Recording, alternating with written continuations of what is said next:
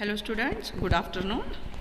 In this video, I am solving problem on calculation of total passenger kilometer for transport industry.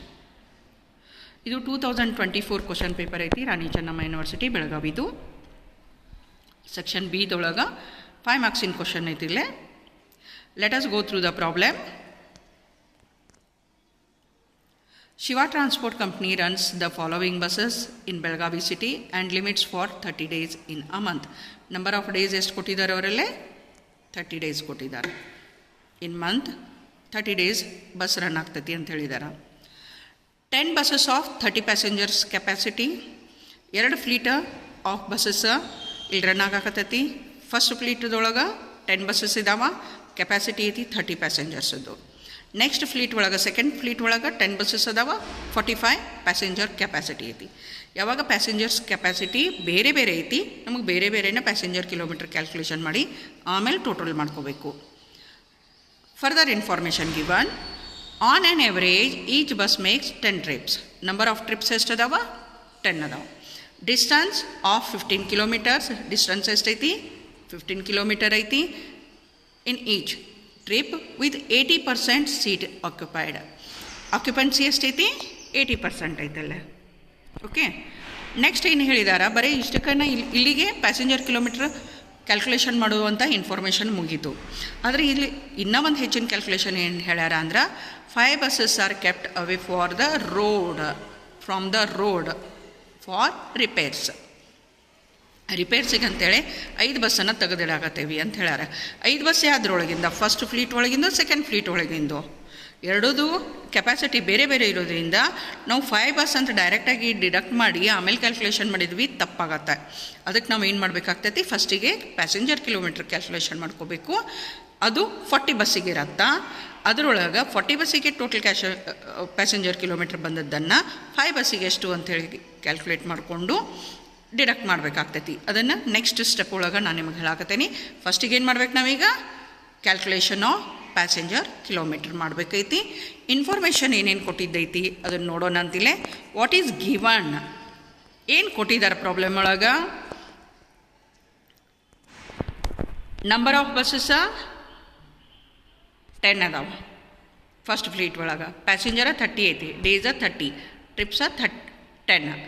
Second ಫ್ಲೀಟಿಗೂ 10 buses ಅದಾವ, passenger 45 ಐತಿ, days ಅದಕ್ಕೂ 13 ಐತಿ, trips 10 ಐತಿ. Distance 15 kilometer, capacity utilised 80%, kept away for repairs 5. Okay, ಏನು ಅವ್ರು information ಕೊಟ್ಟಿದಾರಲ್ಲ ಅದನ್ನು ಇಲ್ಲೇ ಇನ್ ಡಿಟೇಲ್ ಒಳಗೆ ಬರ್ಕೊಂಡದೈತಿ. Then how to calculate. Now, to calculate the passenger kilometer, we have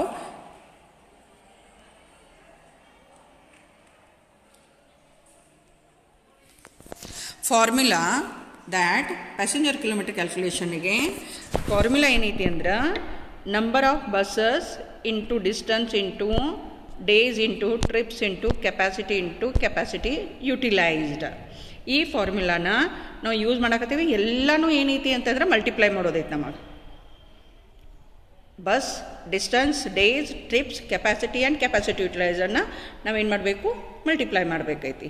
so first ಫ್ಲೀಟಿಗೆ ನಂಬರ್ ಆಫ್ ಬಸ್ಸಸ್ ಅದಾವ 10 buses, distance 15 kilometer, days 30, trips 10, passenger capacity 30 and 80%.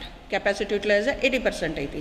ಇದನ್ನಷ್ಟನ್ನು multiply ಮಾಡಿದಾಗ 10,80,000 ಬರುತ್ತಾ. ನೆಕ್ಸ್ಟ್ ಸೆಕೆಂಡ್ ಫ್ಲೀಟಿಗೆ number of buses 10, distance 15, days 30, trips 10, capacity of the passenger 45 passenger, 80% utilisation.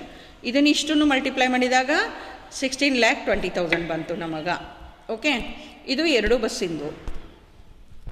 Fleet of ಬಸ್ಸಿಂದು. ಹೀಗಾಗಿ total passenger kilometre ಎಷ್ಟು ಬಂತು ನಮ್ಮದು 27 lakh.